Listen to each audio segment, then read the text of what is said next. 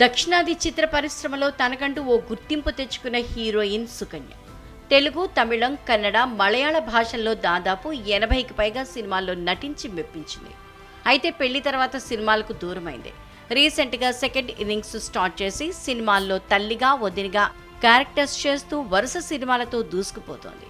ఇక ఈ క్రమంలోనే కొద్ది రోజులుగా సుకన్య కూతురు గురించి కొన్ని వార్తలు నెట్టింట హల్చల్ చేస్తున్నాయి.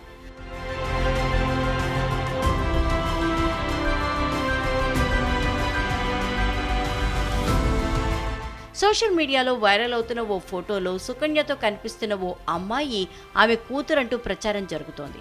తాజాగా ఆ వార్తలపై రియాక్ట్ అయ్యారు సుకన్య. ఆ ఫోటోలో తనతో ఉన్నది తన కూతురు కాదంటూ చెప్పి అందర్నీ షాక్ అయ్యేలా చేశారు.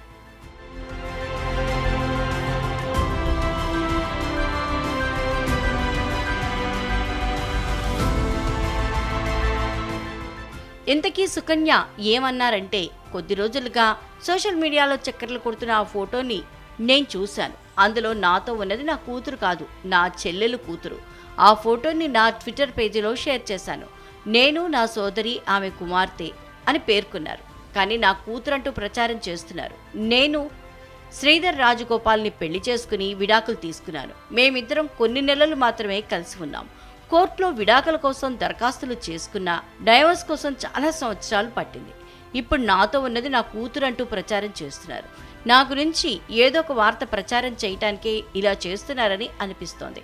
నా చెల్లెలు కూతురు ఈ వార్త చూసి పెద్దమ్మ వల్ల నాకు గుర్తింపు వచ్చిందని అంటోంది. నాకు సంతోషంగానే ఉన్నా నిజం చెప్పాలని చెప్తున్నా అంటూ చెప్పుకొచ్చారు సుకన్య.